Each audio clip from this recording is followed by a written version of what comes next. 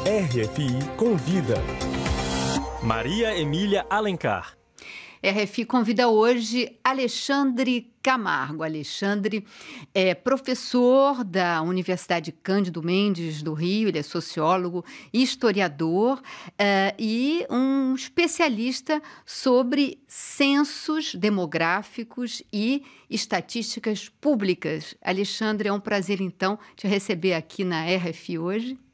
O prazer é meu, Maria Emília, obrigado por estar aqui. Então, Alexandre, você atualmente é professor visitante, né, do Instituto da École des Hautes Études en Sciences Sociales, aqui em Paris, e você continua trabalhando, então, com essa questão dos censos demográficos. Primeira pergunta, Alexandre, quantos brasileiros nós somos exatamente? Eu acho que você seria a pessoa certa para eu fazer essa pergunta. Olha, aproximadamente 210 milhões, não é? Mas é um número que está em constante mutação. E que vamos ver agora no censo de 2020. Aliás, essa entrevista é muito oportuna, porque esse ano, então, é o ano de um grande censo no Brasil. A cada 10 anos, os censos demográficos são realizados. Alexandre, você fez todo um trabalho, uma pesquisa sobre um histórico, né, dos censos demográficos brasileiros. E nesses censos estão embutidas muitas questões ideológicas, sociológicas, e começando então pelo primeiro censo do país, que é em 1872, no Brasil Império, um censo meio utópico, né, que mostrava um Brasil que não era o verdadeiro, não é isso? Sim, essa questão de mostrar o Brasil verdadeiro é algo que vai sendo construído ao longo do tempo. No caso, em 72, a gente teve uma situação muito particular, porque, por exemplo, todos os brasileiros foram considerados católicos, né? Por condição de nascimento, porque é um país em que a igreja e o Estado eram só. E todos os escravos eram considerados africanos, embora a maioria deles, depois da abolição do tráfico, já tivessem nascido no Brasil, apenas porque se considerava que, diante da abolição da escravidão, eles não fariam, digamos, parte da nação brasileira. Quer dizer que essa questão da escravidão, aliás, marcou toda a história dos censos brasileiros, nessa categorização, né, das cores e das raças, não é isso? Sim, começa com o interesse sobre a escravidão, né? O censo de 72, inclusive, foi um meio para calcular o impacto que a abolição produziria no Brasil, e depois esse passa pela adoção da categoria cor e raça, né? Muito marcante a partir do censo de 1890, primeiro numa perspectiva de branqueamento da população, né? E depois a gente vê isso mais recentemente, onde essa categoria de cor e raça é muito politizada a partir do surgimento do movimento negro, dos movimentos sociais, que passam a ter também uma perspectiva de definir como eles vão ser contados, né? O que conta e como conta. Só para os ouvintes que estão nos ouvindo, para resumir, a gente pode dizer hoje uma classificação racial, não sei se está correto dizer, nós temos 5 categorias no Brasil: branco, preto, pardo, amarelo e indígena, seria isso? Sim, exato. São categorias que já vêm acompanhando nos últimos censos da população brasileira. O que houve é uma grande evolução, né? Porque os negros, né, eram uma minoria, né? Até não sei que você pode dizer para a gente, e hoje os pardos ou mestiços constituem a maioria da população brasileira. Isso é uma dificuldade de entendimento, porque, na verdade, até os anos 80, aproximadamente, se entendia que pardo era também um gradiente, um intermediário para branco. Então, ele era mais contado como um vir a ser branco, né? Como dentro de um processo de embranquecimento. Embora pardos fossem aproximadamente 45% da população nesses censos de 30 a 40 anos atrás. E de lá para cá aconteceu um movimento inverso, que é a tentativa de apropriação, né, do movimento negro, de conscientização que as estatísticas ajudaram a demonstrar da desigualdade racial no Brasil, do racismo estrutural no Brasil, e a partir de então pardo também é uma categoria, junto com preto, que passa a totalizar o contingente de população negra do Brasil, que aí passa a ser a maioria, que hoje estaria na casa de 55% aproximadamente. Agora, Alexandre, essa expressão pardo, ela não é uma unanimidade, não é isso? Não, ela não é uma unanimidade, longe disso, né? Já se fizeram pesquisas abertas, com questionários abertos, para captar como que os entrevistados preferem se, os brasileiros preferem se veem sua cor. E, sem dúvida, as respostas foram muito maiores em termos de moreno claro, né? Mas, na verdade, pardo é mantido oficialmente para garantir a comparação histórica, justamente para poder garantir a comparação com a eficácia das políticas de inclusão racial.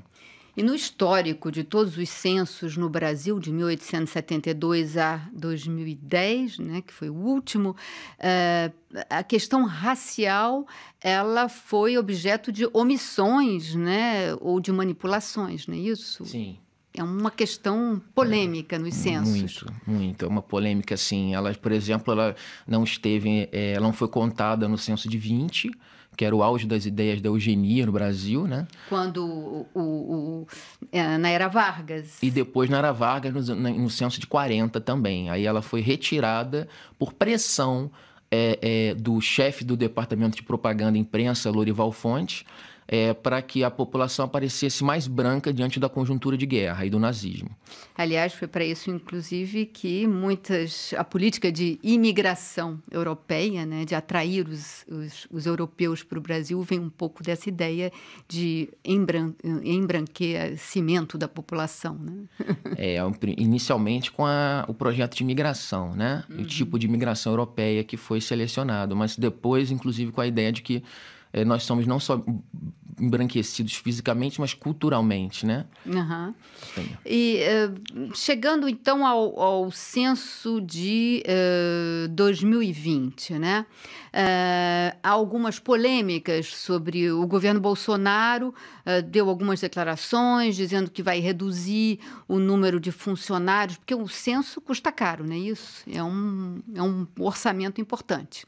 O censo até hoje, a pesquisa e a operação mais cara que um Estado-nação pode realizar no mundo. Então, ele de fato custa muito caro porque ele é a base de todas as políticas públicas de planejamento estatal, inclusive de empresários, de mercado, de grupos e movimentos sociais.